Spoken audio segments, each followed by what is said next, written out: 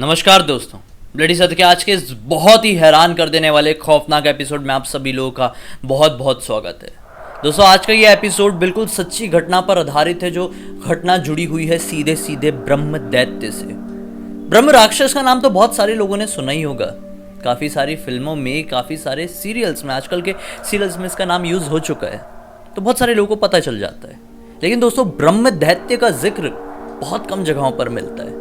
आखिर क्या होते हैं ये ब्रह्म दैत्य, आज के इस वीडियो में आप लोगों को बिल्कुल बहुत अच्छे से पता चलेगा। साथ ही साथ ब्रह्म दैत्य से जुड़ा हुआ एक ऐसा हैरान कर देने वाला किस्सा भी आप लोगों को जानने को मिलेगा दोस्तों, जो इस दुनिया में बीता था।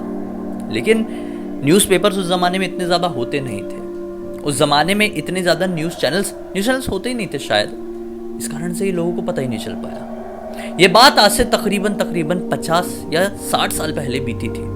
मध्य प्रदेश का एक छोटा सा गाँव था।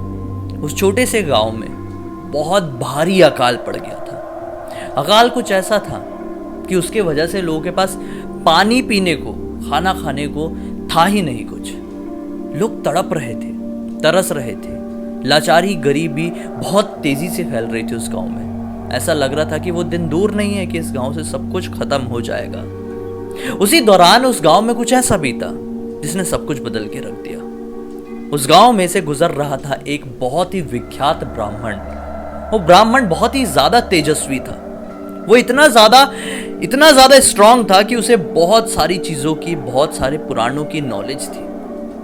अब जब वो उस गांव से बीत रहा था तो ना जाने क्यों उस ब्राह्मण को अपने आप विधि का विधान बहुत जोर से भूख लगी, बहुत जोरों की। उसे लगा कि अब मुझे किसी से कुछ मांग लेना चाहिए खाने को, वरना मैं बेहोश होकर गिर जाऊंगा। दरअसल वो 4 धाम की यात्रा पर निकला था, और ऐसे शुभ काम के लिए कोई भी निकलता है तो इन लोगों की मदद तो कोई भी आसानी से कर देता है। पहले दरवाजे में पहुंचता है, दरवाजा खटखटाता है, माई थोड़ा कुछ खाने को मिलेगा। अंदर से एक औरत आती है, कहती है कि माफ करना ब्राह्मण देवता, हमारे पास कुछ भी नहीं है। कहता है कि पानी ही पिला दो, प्यास भी बहुत जोर से लग रही है। तो वो फिर से कहती है कि हमारे पास पीने को भी पानी नहीं है, और ऐसा कह के दरवाजा बंद कर देती है। ब्राह्मण देवता को थोड़ा बुरा लगता है, सोचते हैं जाने दो, लोगों के अलग अलग व्यवहार होते हैं, क्यों किसी के लिए मन में द्वेष पालना। दूसरे दरवाजे पर जाते हैं, दरवाजा खटखटाते हैं। यहाँ पे एक बूढ़ा आदमी दरवाजा खोलता है, जो उसी ब्राह्मण देवता की उम्र का था। इस बार वो भी खाना और पानी दोनों के लिए मना कर देता है। ब्राह्मण देवता और भी ज्यादा हैरान। ऐसे करते करते लगभग 6-7 घरों के दरवाजे वो खटखटाते हैं, लोगों से खाना पानी मांगते हैं, लेकिन कोई भी उन्हें खाना और पानी नहीं देता है। अब ब्राह्मण देवता को लगता है कि इस गांव में तो पक्का कोई बहुत बड़ा संकट चल रहा है भाई, इसे तो समझना पड़ेगा, और लगे हाथ अगर किसी की भलाई मैं कर दूं तो ऊपर वाला तो मेरे लिए ही कुछ अच्छा आशीर्वाद दे देगा मुझे। तो अब क्या होता है, ब्राह्मण देवता इसी सोच के साथ, अच्छी सोच के साथ उस गांव का भ्रमण करने लगते हैं। भ्रमण करते करते उस गांव का एक बच्चा ब्राह्मण देवता को मिलता है, जो लगभग 15-16 साल का रहा होगा। ब्राह्मण देवता कहते हैं उस बच्चे को कि क्या तुम मुझे इस गांव के सरपंच के घर ले चल सकते हो। तो वो बच्चा कहता है बिल्कुल देवता, मैं आपको ले चलता हूँ। वो ब्राह्मण देवता के साथ साथ सरपंच के घर पर पहुंच जाता है। ब्राह्मण देवता सरपंच को अपने घर से बाहर बुलाते हैं और कहते हैं कि देख बच्चा, मुझे बहुत अच्छे से पता है कि तेरे गांव में कुछ बहुत बड़ा संकट चल रहा है, कोई बताने को तैयार नहीं है, जो मुझे देख रहा है दरवाजा बंद कर दे रहा है, अब तू ही बता दे। सरपंच बताता है कि हे देवता, आपको जो भी देखता है वो दरवाजा इसलिए बंद कर ले रहा है क्योंकि लोगों को बेइज्जती फील हो रही है, क्योंकि वो आप जैसे बड़े ब्राह्मण को खाना और पानी नहीं दे पा रहे हैं। ब्राह्मण देवता कहते हैं कि क्यों नहीं दे पा रहे हैं, ये भी बता दे। तो सामने से सरपंच बताता है कि इस गांव में अकाल की स्थिति आ चुकी है, लोगों के घर में खाना पानी नहीं है, बच्चे भूख प्यास से मरे जा रहे हैं, और इसका कारण है एक बहुत ही खौफनाक डायन का भूत। ये सुनकर ब्राह्मण देवता बहुत ही ज्यादा हैरान हो जाते हैं, बोलते हैं कि पूरी बात बता, क्या बात है। अब सरपंच बताता है कि आज से 12 साल पहले की बात है, लगभग 12 साल। इस गांव से लगभग आधे किलोमीटर की दूरी पर बसे एक जंगल में एक झोपड़ी थी। उस झोपड़ी में अचानक से एक औरत रहने के लिए आई। वो औरत बहुत ही बड़ी अजीब थी। वो औरत ना जानवरों को टिपिकल मार के कच्चा मांस खाया करती थी, और गांव के बच्चों को भी किडनैप करके उनके ऊपर जादू टोटका करती थी। इस बात की खबर एक लकड़हारे को मिली थी। वो लकड़हारे के बच्चे को किडनैप करके ले गई थी, जैसे ही वो लकड़हारे के बच्चे को किडनैप करके अपने घर पर लेके जा रही थी तो लकड़हारे ने देख लिया था। पीछा करते हुए उस डायन के घर तक पहुंच गया। उसके बच्चे की जान तो दांव पर थी, लेकिन वो ये समझना चाह रहा था कि ये औरत करना क्या चाह रही है। वो औरत दरवाजा बंद करती है, लेकिन लकड़हारा भी चालाक था। दरवाजे के नीचे वाले हिस्से से सब कुछ देखता है। वो उसे बिठाती है और उसके ऊपर कुछ जादू टोना करने लगती है। अजीब अजीब सी प्रक्रिया करती है और तलवार उठा के उसके बच्चे के ऊपर वार करने ही वाली थी कि लकड़हारा तेजी से दरवाजा तोड़ते हुए उसके घर के अंदर पहुंच गया।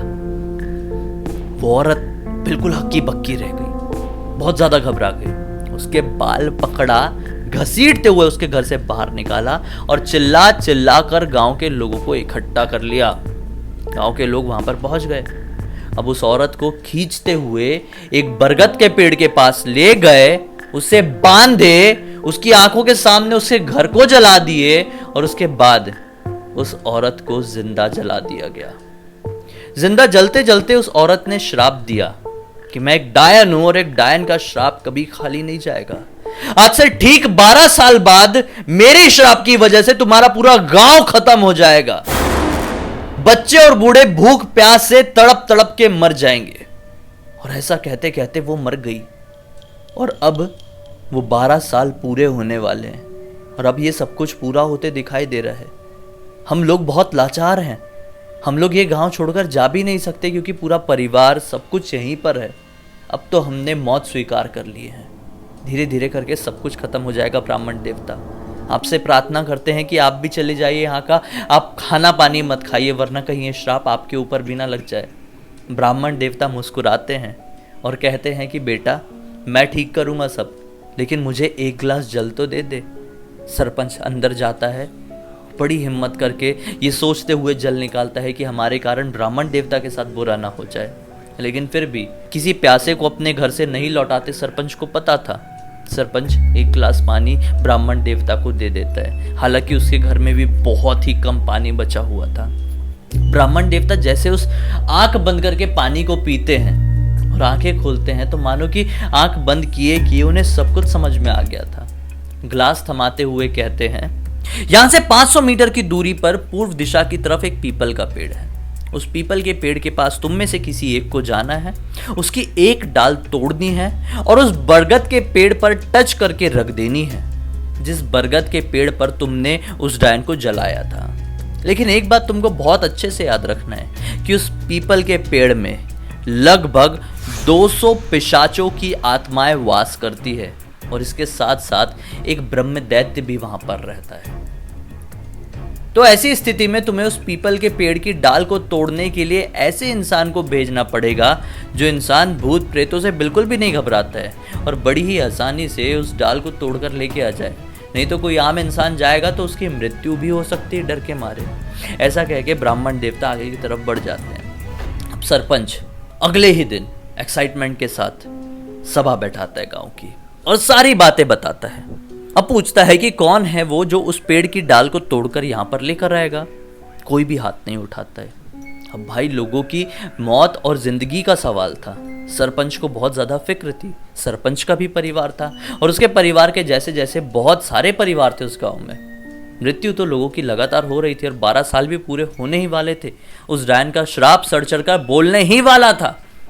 अब सरपंच अपने परिवार को बचाने के लिए, पूरे गांव को बचाने के लिए कह देता है कि जो कोई भी आदमी उस पीपल के पेड़ की डाल को तोड़कर लेकर आएगा, मैं उसकी शादी अपनी बेटी से करा दूंगा।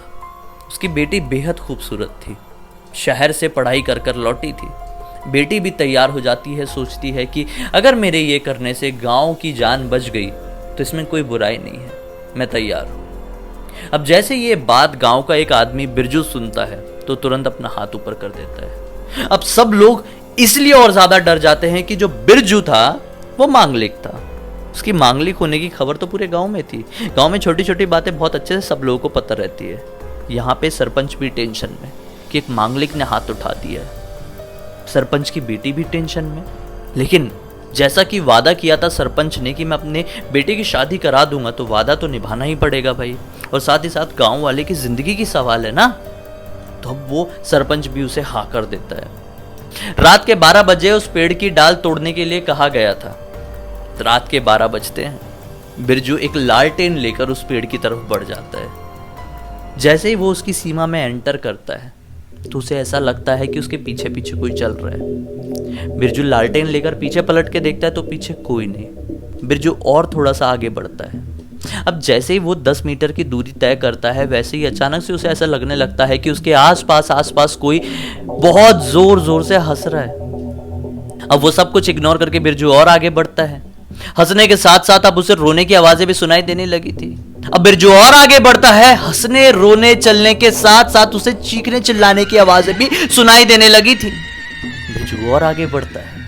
अब वो आवाजें उसके और भी नजदीक आ गई थी। उसे ऐसा लग रहा था कि बस अब मेरी जान जाने ही वाली है।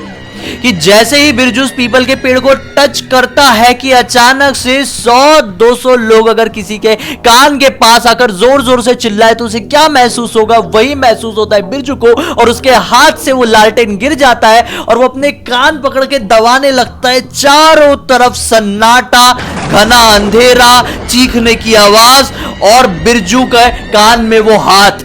बिरजू बेसुध होकर जमीन पर गिरने ही वाला था कि अचानक से पेड़ के बाजू से उसे एक अलौकिक रोशनी दिखाई देती है। वो अलौकिक रोशनी के पीछे से निकलता है एक बूढ़ा सा आदमी। इतना बूढ़ा जिसे देखकर ऐसा लग रहा था कि इसकी 200-250 साल की उम्र तो होगी। इतना बूढ़ा था, लेकिन फिर भी चेहरे पे ऐसा नूर बिरजू ने तो कभी अपनी जिंदगी में इमेजिन भी नहीं किया था। उस बूढ़े आदमी ने धोती पहना हुआ था सफेद, चटक सफेद रंग की। एक जो खड़ाऊ होते हैं ना, ऐसी चप्पल जो लकड़ी से बनी हुई रहती थी पुराने जमाने में, वो वाली खड़ाऊ पहना हुआ था। और जो उसके बाल थे उसमें जटा बंधी हुई थी। बाल एकदम काले। इतना बूढ़ा आदमी और इतने काले बाल। मस्तक में एक अलग सा तिलक लगाया हुआ था जैसे पुराने जमाने के साधु संत लगाया करते थे। वो बिरजू की तरफ आगे बढ़ता है और गिरे हुए बिरजू का हाथ पकड़ के उसे ऊपर की तरफ उठाता है और कहता है कि घबराओ मत, मैं ब्रह्म हूं। जैसे ही बिरजू ये बात सुनता है तो ऊपर से नीचे कांप जाता है, क्योंकि उसकी जो आवाज थी वो आवाज भी बहुत भारी थी। और उसे ऐसा लगता है कि भगवान ब्रह्मा तो नहीं, क्योंकि उसने कहा था कि मैं ब्रह्म हूं। तो फिर वो अचानक से कहता है कि नहीं, मैं ब्रह्मदेव नहीं, मैं भगवान ब्रह्मा नहीं, मैं ब्रह्म दैत्य हूं। और जितने भी पिशाच यहां पर मौजूद है वो मेरी छत्र छाया में रहते हैं। अगर उन पिशाचों के घर को किसी ने भी नुकसान पहुंचाने की कोशिश की तो यहां से जीवित वापस नहीं लौट सकता। ये मेरा वादा है। जितने भी पिशाच होते हैं, जितने भी भूत होते हैं, जिनकी भी मृत्यु हो जाती है, जो लोग भटकते हुए रहते हैं, वो मेरी शरण में आते हैं और मैं उनकी रक्षा करता हूं। मैं उनके लिए मुक्ति का द्वार खोलता हूं। तुम कौन हो जो मेरे पिशाचों का घर तोड़ने के लिए आए हो? जवाब में बिरजू सब कुछ बता देता है। अब ये सब सुनकर ब्रह्म दैत्य भी उसकी बहादुरी पर बहुत खुश होते हैं। कहते हैं कि चलो कुछ भी हो, तू एक तरीके से एक आत्मा को ही मुक्ति दिलाने की कोशिश कर रहा है। ब्रह्म दैत्य एक इशारा करते हैं और उनके इशारे के साथ ही उस पेड़ से एक डाल टूटकर जमीन पर गिर जाती है। उसे आशीर्वाद देते हुए कहते हैं कि इस डाल को लेकर जा और भगवान के सामने बस हाथ जोड़कर एक ही प्रार्थना करना कि उसकी आत्मा को शांति दे। ऐसा सोचकर तो उस बरगद के पेड़ से इस डाल को टच करा देना।